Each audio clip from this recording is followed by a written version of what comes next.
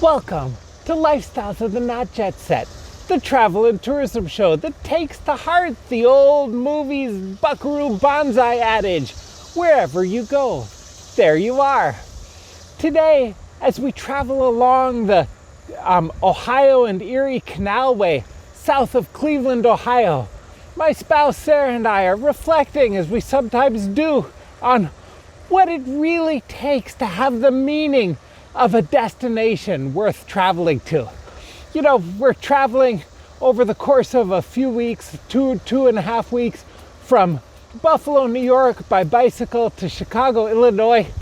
We think about the different things to appreciate. You know, for natural amenities, we stopped the other day at a park along the bluffs overlooking Lake Erie, and there was nobody around. But we enjoy the wildflowers and the view, and two bald eagles pass by, a juvenile and a parent probably. In fact, all along the way, Lake Erie just seems to us like a treasure.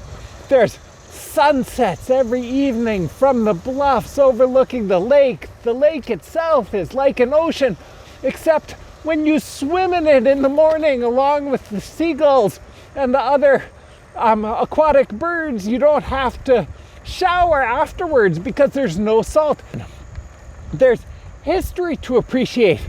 There's starting with the indigenous history of the region. You know, when we travel domestically, sometimes a sense of fear of missing out develops because we think of colleagues who don't even really consider it to be traveling unless the signs around you are in another language.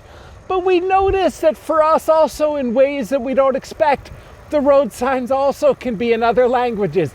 This one, for example, is for the Seneca Nation west of Buffalo.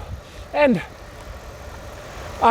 we learned things cross-culturally that we might not otherwise have learned. We did not know that one of the things that we were going to be connecting with for Midwest culture was all the different clever ways to market alcohol. You know, starting with beer, but then this sign at a bar in Geneva on the Lake, Ohio, which used to be a major tourist destination in the 19th century, and maybe even more recently,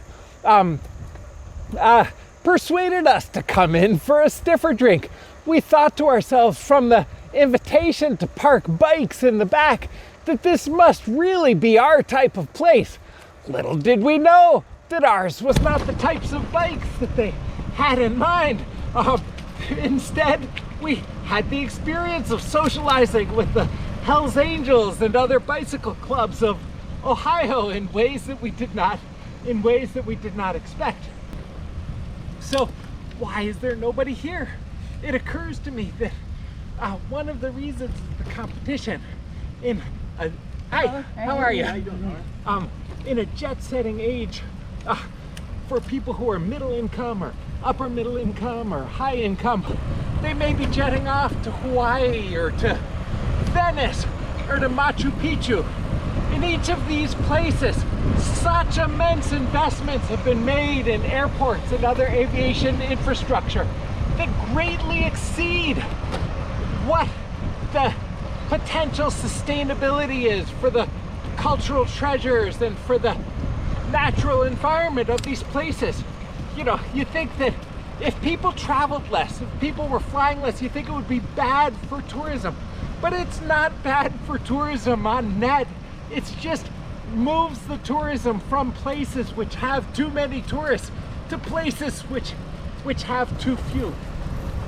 When we think about what it really means to be a destination, I remember with a little humility that among my immigrant ancestors is some who really considered this very part of Ohio to be the destination in all the world that they would move their whole lives to try to reach.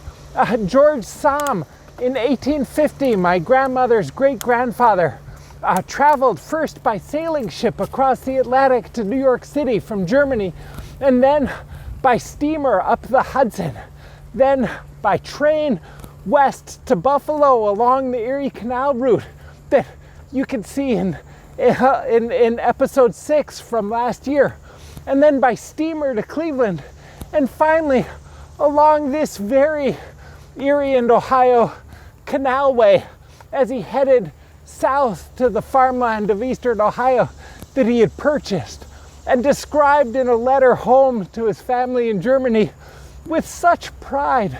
Every farm implement that he bought and every farm animal and piece of livestock, trying to portray for them a picture of prosperity and really having arrived at the place where a person would really want to be. In a couple weeks, when we get to Chicago, we'll catch the Lakeshore Limited home from Amtrak. Sarah and I love the walk-on bike service, even though nothing with Amtrak is, in a sense, fully functional in these jet-setting times. We enjoy the fact that we don't have to box our touring bikes, and of course it's great to take the sleeper car to splurge a little on the expense and travel home. The whole thing gives us a little bit of a sense of how, if the world were shifting to living within the boundaries of a time of climate crisis and living ethically within a carbon budget, that things would not really be so terribly bad, that life would not be miserable. We can preserve much of the sense of appreciation for the places we are, that gets to the heart of almost the folly of seeking, going from place to place with hypermobility, what one wanted from the jet-setting lifestyle.